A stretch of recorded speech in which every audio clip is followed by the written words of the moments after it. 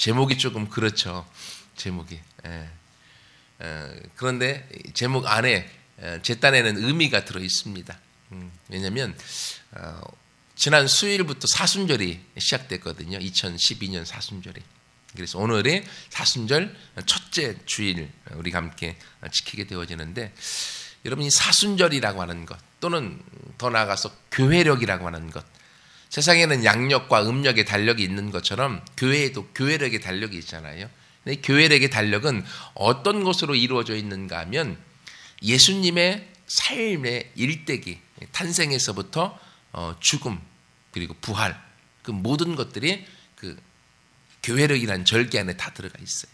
그래서 예수님의 일생 전체의 가장 중요한 부분들을 기념하고 기억하고 추억하는 것이 교회력이에요.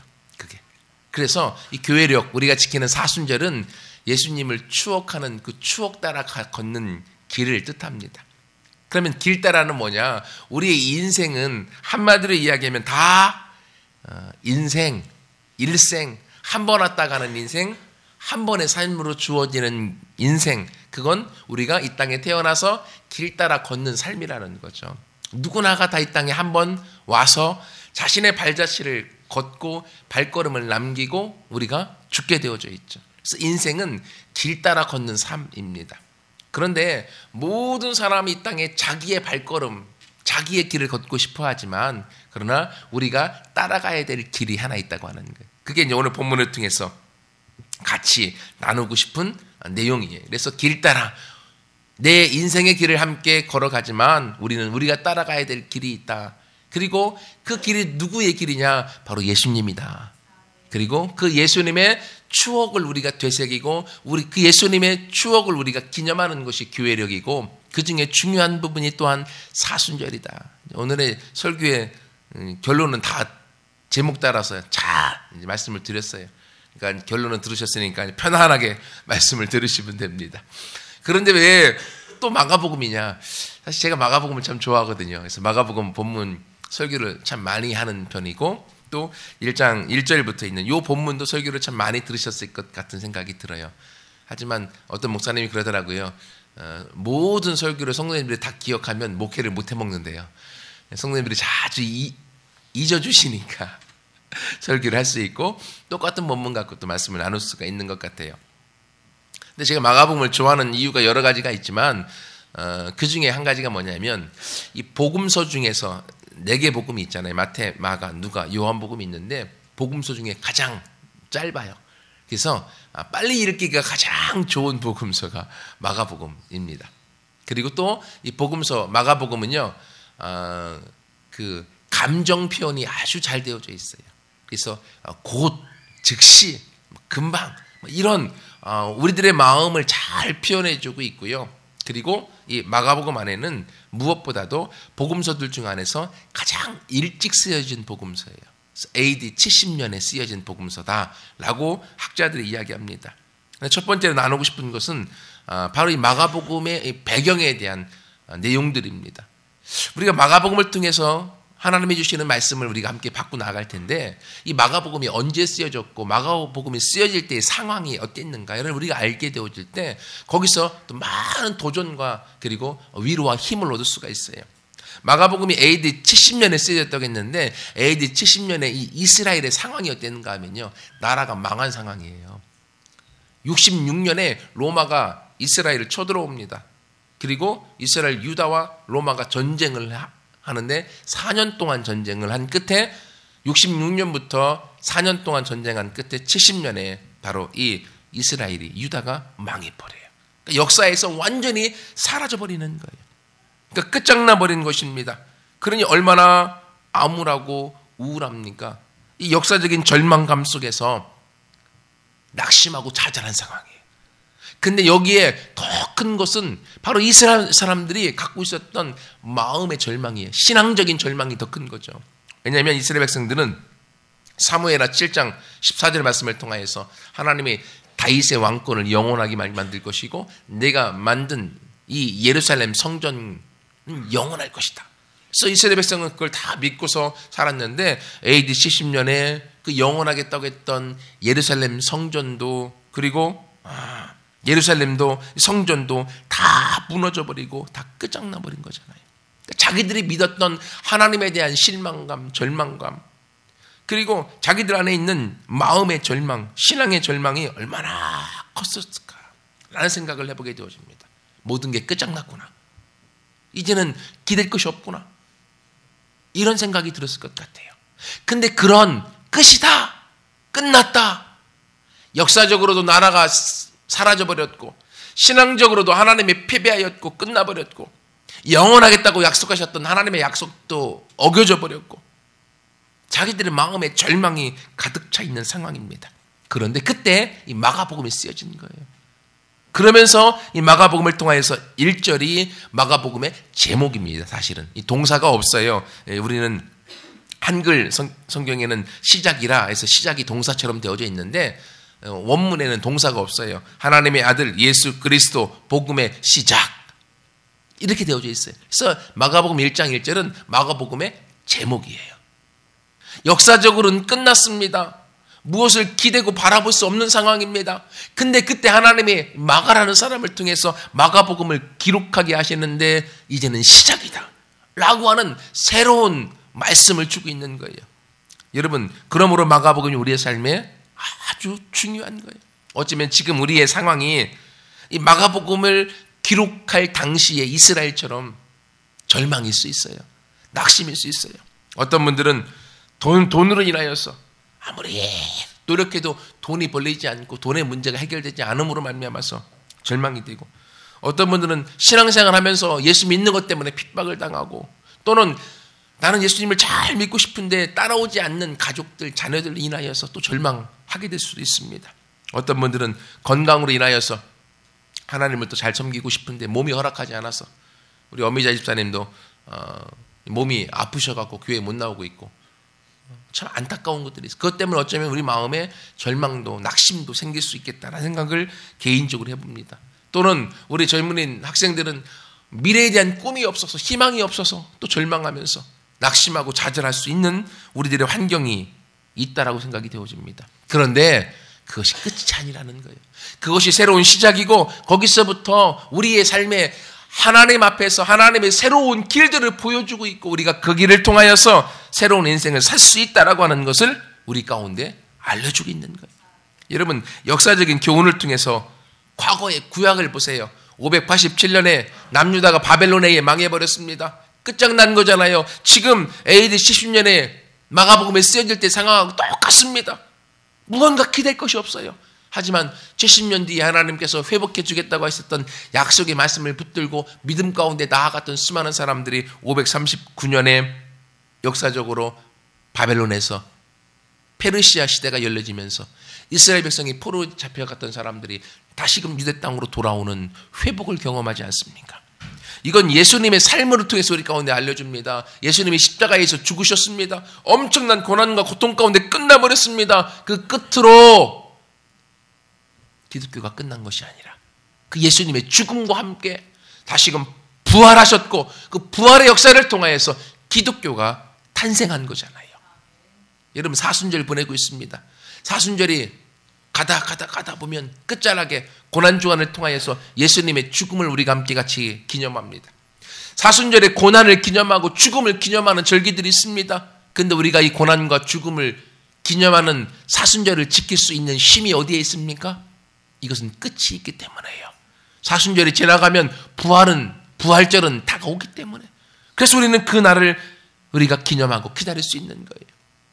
이건 어쩌면 우리나라와도 흡사합니다. 한민족. 우리가 우리가 겨울에 우리가 홍천으로 수영에 갔다 왔잖아요. 거기에 남궁옥 기념관 보면서 무궁화 동산, 무궁화에 대한 우리가 설명을 들었잖아요. 우리나라 꽃으로 무궁화. 왜 무궁화냐? 꽃이 피고 지고 피고 지고 또 피고 또 피고 끝없이 생명력을 갖고 피어나갈 수 있는 그러한 꽃이기 때문에, 이건 이 무궁화라고 하는 이 꽃은요, 우리나라의 민족성을 보여줍니다. 외세의 침입을 통하여서 많은 어려움을 당했습니다. 일제에 나라가 빼앗기기도 했습니다. 엄청난 어려움을 당했어요. 그러나 이 나라는 끝이 나지 않았습니다. 다시금 살아났습니다. 6.25 전쟁을 통해서 완전히 끝난 것처럼 경험했습니다. 폐허가 되어버렸습니다. 바라볼 희망이 없었습니다. 그게 1950년이잖아요.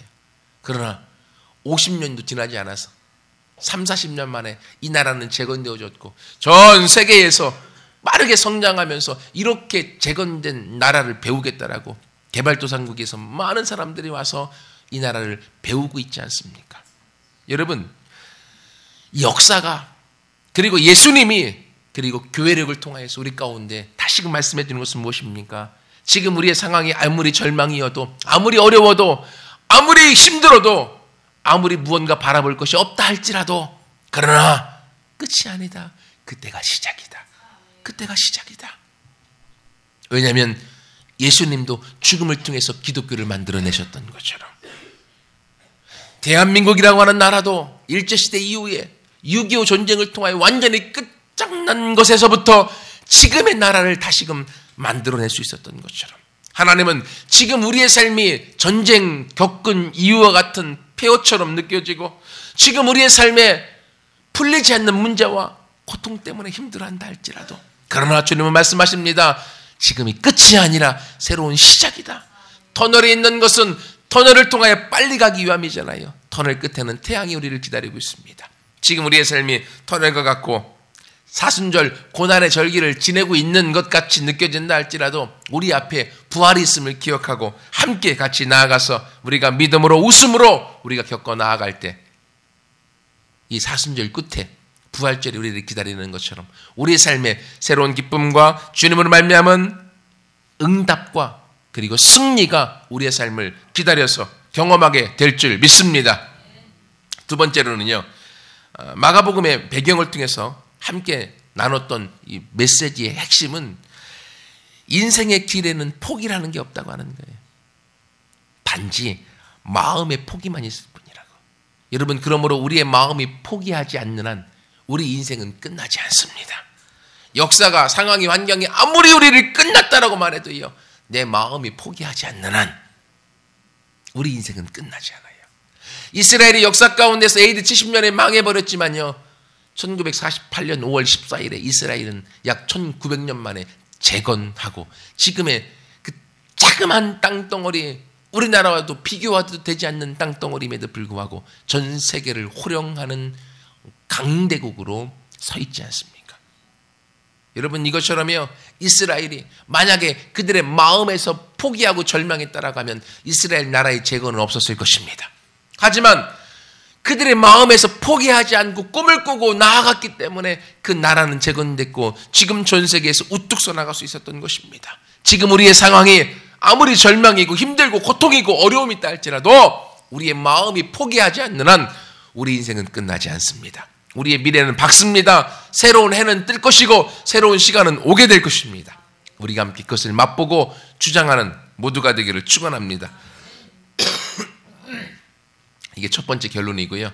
두 번째로는 함께 나누고 싶은 오늘 말씀의 제목입니다. 길 따라 추억 따라. 길 따라 추억 따라. 세상에는 많은 길들이 있습니다. 그리고 각 사람 다 자기 길을 가고 싶어 합니다. 자기 발걸음을 찍고 싶어 합니다.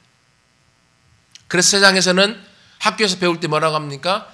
우리가 내 길을 걸어가기 전에 많은 위인들이 걸어갔던 길들을 우리가 알아야 되지 않냐. 그래서 많은 위인들을 우리가 배우고 그 길을 모방하도록 가르칩니다. 그래서 어렸을 때 위인전들을 많이 읽잖아요. 그래서 우리 아이들 그 동화책이나 보면 다 위인 전기들이 엄청나게 많은데 저는 어렸을 때 그 책을 읽어본 적이 없어갖고 요 정도밖에 되지 않는 것 같아요. 어렸을 때 위인전 저 보지도 못했거든요. 안 사줘갖고. 그러나 그런 위인들을 우리가 배워서 우리가 닮아갈 수는 있는 거죠. 하지만 사람은 거기서 거기입니다. 그래서 우리가 정말로 바로 따라가고 바로 보아야 될 길이 어떤 길이냐. 그 길은 오늘 본문에 말씀해 주고 있는 바로 하나님의 아들 예수 그리스도 복음의 길이라는 거예요. 즉 우리가 따라가야 될 길은 예수님의 길이라는 거예요. 예수님의 길. 근데 여기 재미난 것은요. 여기서 길이라는 말이 없지 않냐라고 말할 수 있습니다. 그런데요. 여기서 나와 있는 이 복음이라고 하는 단어가 중국말로 번역될 때는요, 도라고 하는 말로 번역될 때 길도로 우리가 진리, 길이라고 하는 것으로 번역되어지잖아요. 그래서 복음은요, 결국 길을 뜻합니다. 어떤 길이냐?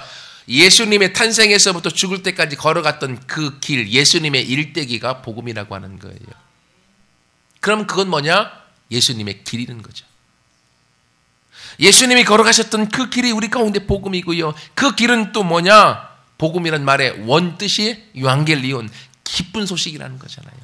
전쟁에 나가서 승리하고 전쟁의 승리를 그 나라에 빨리 알려주고 싶어서 한 사람이 달려와 갖고 이겼습니다 라고 죽은 것, 그것 때문에 마라톤이 생겼잖아요. 마라톤의 유래, 그 소식, 전쟁에 이겼습니다라고 말한 그 소식이 복음인 거예요. 기쁜 소식. 여러분, 그러므로요, 복음은요, 우리 가운데 가장 기쁜 소식인 거예요. 그러나 이 기쁜 소식의 길을 걸어갔던 그 사람의 길이 마라톤에서 승리를 선포하고 죽었던 그 사람의 길이 아니라 바로 예수님, 그분이 걸어가셨던 그 길이 우리 가운데 복음이라고 하는 거예요. 그러므로 우리가 어떤 삶을 살아야 되느냐, 어떤 길을 따라가야 되느냐, 많은 사람들의 위인의 길을 따라가는 것도 좋지만 우리 인생의 길의 앞잡이가 되어서 우리를 인도하는 이정표, 나침판, 내비게이션은 오직 예수님이라는 거예요. 그러므로 우리가 예수님의 길을 따라가는 거예요. 우리가 사순절을 지키고 교회력을 지키는 것도 예수님이 걸어가셨던 그 길을 추억하면서 그 길을 우리가 걷고 함께 본받기 위해 걸어가는 거잖아요. 여러분, 그러므로 우리가 지금까지 어떤 삶을 살아왔는가, 내 삶은 어떠했는가, 우리가 우리 삶을 돌아보면서 예수님은 어떤 삶을 사셨는가 기억하면서 여러분 사순절 기간에 여러분 복음서 하나는 여러분이 붙들고 함께 읽어나가면서 예수님의 길을 묵상하고 여러분의 길을 예수님과 함께 따라서 같이 걸어갈 수 있는 모두가 되기를 축원합니다. 예수님을 따라가는 사람은 결코 실패하지 않습니다. 예수님을 따라가는 예수님의 길을 걷는 사람은요, 하나님에게 인정받아집니다. 그러면 하나님이 그 사람을 통해 이 세상 가운데 하나님의 일들을 펼쳐나가시게 되어질 겁니다. 그 예수님, 그분이 복음이고 그분이 우리의 길이 되어주시는 거예요.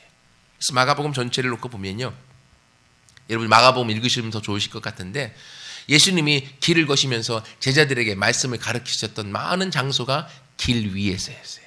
특별히 마가복음 8장, 9장, 10장에 예수님께서 각 장마다 내가 십자가에 죽을 것이다 라는 것을 말씀하십니다. 8장에 비로소 얘기하는데 어디서 말을 하시는가 하면 길 위에서. 9장에서도 길 위에서 내가 십자가에 죽을 것을 비로소 이야기합니다. 10장에서도 내가 비로소 십자가에 죽을 것을 길 위에서 제자들에게 이야기합니다. 예루살렘으로 올라가면서. 근데요, 재미난 것은요, 제자들은 예수님의 말씀을 깨닫지 못합니다. 그리고 내가 서로 잘났다, 내가 더 크다, 내가 더 높은 자리 얻을 것이다, 나는 명예가 더 좋다 라고 하는 각자들만의 길들을 이야기하는 것을 보면서 예수님의 마음이 아파하는 걸 우리가 마가복음 안에서 경험합니다. 여러분, 예수님과 같은 길을 지금 걷고 있는 제자들도요, 각자 자기 계산이 있고 자기 생각이 있고 각자 자기 길들을 쫓아서 걸어갔던 걸 보게 되어집니다. 하지만 예수님이 죽으시고 부활하시고 승천하신 다음에 성령이 오셨을 때는 예수님이 걸어가셨던 그 길을 제자들이 같이 걷는 걸 보게 되어지는 거예요. 여러분, 사순절에 우리가 길 따라, 예수님의 길 따라 같이 걷기를 원하는데 그 길 따라 걸어갈 때에 우리가 복음서를 통해서 예수님을 배울 뿐 아니라 내 의지와 힘으로는 그 길을 걸을 수 없거든요. 성령님이 내 안에 감동을 주고 힘을 주어야만 우리 걸어갈 수 있기 때문에 사순절 기간에 함께 성령님을 의지하면서 같이 그 길을 걸어가는 우리 모두가 되기를 축원합니다. 근데 그 걸어갈 때요, 아무리 목회자가 강요를 해도 부모님이 강요해도 신앙의 길, 예수님 따라가는 길 걸을 수 없어요. 그건요, 자원에서 기쁨으로 걸어가야 되는 길이에요. 그래서 복음은요, 기쁜 소식입니다. 그래서 내가 정말 기쁜 것은요, 말하지 않아도, 복음이 아니어도, 말씀이 아니어도 우리가 자랑하게 되어져 있거든요. 내 마음의 기쁨은 흘러 넘치게 되어져 있는 거예요. 그러나 그것이 복음이기 원하시는 거죠. 예수님이기 원하시는 거죠. 그래서 시편 1편 2절에 보면 복 있는 사람이 누구냐? 악인의 길을 쫓지 않고 죄인의 길에 서지 않고 오만한 자의 자리에 앉지 않고 오직 여호와의 율법에 그의 즐거움이 있어 날마다 밤낮 주야로 주의 말씀을 묵상하고 읊조리는 자다라고 되어져 있어요. 여러분, 그의 복 있는 사람의 즐거움이 어디 있다고요? 말씀에, 여호와의 말씀에. 그러므로 우리도 기쁨으로 하나님의 말씀을 사모하고 기쁨으로 예수님을 함께 우리가 이 사순절 기간에 바라보면서 같이 걸어가게 될 때 이 사순절에 예수님이 걸어가셨던 그 길을 통하여서 우리의 삶에 예수님의 은혜가 묻어나고 성령님의 능력이 묻어나고 주님을 닮아가는 성품과 인격이 묻어나서 우리를 통하여서 기쁜 소식이 우리의 이웃들에게, 가족들에게, 사람들에게 전파되게 되어질 줄 믿습니다. 그리고 또 한 가지, 우리가 이렇게 복음이 길이고 기쁜 소식이지만 그 길은 예수님이 걸어가셨던 길, 예수님 자신이지만 이 길을 걸을 수 있는 기준, 표준은 어디서 찾을 수 있는가 하면 말씀 안에서 찾을 수가 있어요. 여러분, 우리가 힘든 것, 상황이 어려운 것, 환경의 역경 어떻게 이겨나갈 수 있습니까? 무엇을 붙들고 이겨나갈 수 있습니까? 예수님 붙들고 이겨나갈 수 있죠. 하지만 예수님은 안 보여요. 그러나 우리가 붙들 수 있는 것, 눈에 보이는 것이 있습니다. 말씀이잖아요. 말씀이. 여러분, 왜 이게 그런가 하면 역사적으로 증명된 것입니다. 587년에 남유다가 바벨론에 망하고 난 다음에 그 다음에 많은 지식인들과 제사장들과 학식 있는 사람들이 포로로 바벨론에 잡혀갔잖아요. 근데 여러분, 놀라운 것은요, 포로기에 있었던 바벨론, 거기서 유대인의 가장 중요시 여기는 지혜의 모험서인 탈무드가 바벨론에서 완성되어집니다. 그리고 학자들에 의하면 구약 성경의 많은 부분들이 모아지고 집대성 되어진 장소도 바벨론에서 그랬다라고 이야기합니다. 가장 절망의 순간에 그들이 붙들었던 것이 말씀을 붙들었던 것이에요. 그러니까 그 말씀이 70년 이에 회복될 그날을 꿈꾸게 만들었고 그 날을 바라보면서 실제로 회복을 볼 수 있었던 것이죠. 여러분, AD 70년에 이스라엘이 역사에서 사라져버렸습니다. 망해버린 것이에요. 언제 회복될지 기약이 없습니다. 하지만 1900년이 지난 1948년 5월 14일에 해방되어서 독립되는 그날까지 유대인들이 무엇을 붙들고 그들이 1900년을 버텨왔겠습니까? 하나님의 말씀을 붙들고 왔던 거예요. 말씀을 붙들고 말씀의 약속을 의지하여서 내려왔을 때 1900년 동안 그 약속이 흐려지지 아니하고 하나님의 말씀을 붙들고 나아가는 그 자손 대대로 다시금 시온인 예루살렘으로 돌아와 하나님의 약속을 이룰 수 있는 주인공들로 하나님이 만드신 것 아닙니까? 여러분, 이것처럼요, 우리의 삶에 우리가 아무리 힘들어도 말씀을 붙들 수만 있으면, 말씀을 기억할 수만 있으면 그 약속의 말씀이 우리의 삶을 이끌어갈 뿐 아니라 우리 자손 대대로 하나님의 회복을 통하여서 마침내 승리의 주인공, 하나님의 역사의 기적의 주인공이 되어질 줄 믿습니다.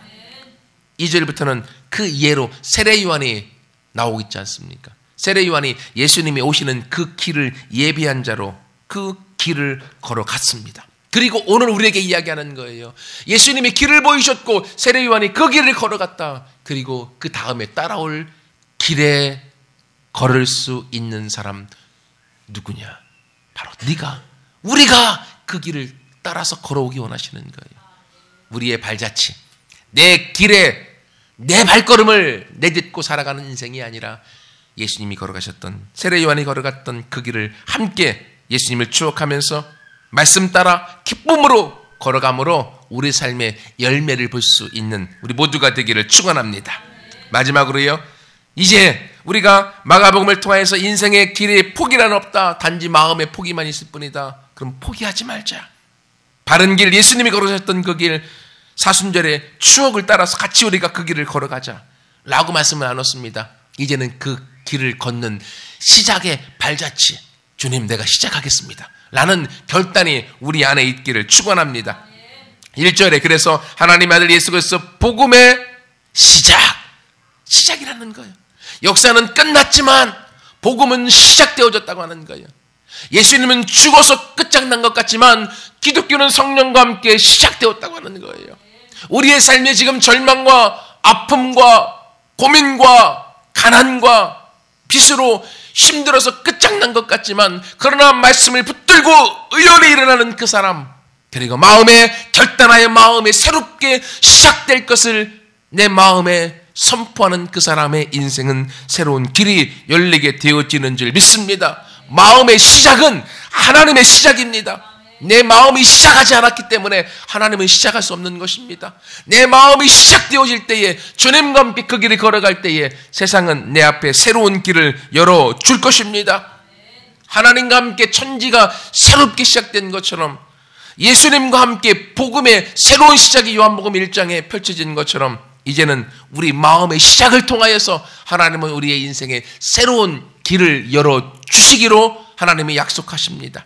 우리 모두가 이 새로운 시작에 동참하여서 우리 마음의 새로운 결단과 주님과 함께 길을 걷고 말씀 따라 추억하며 기쁨으로 일어서기를 함께 결단하고 시작함으로 하나님의 역사의 길들을 사순절 기간 교회력을 함께 우리가 걸어가면서 경험하는 2012년 되어지기를 축원합니다. 같이 함께 기도하겠습니다.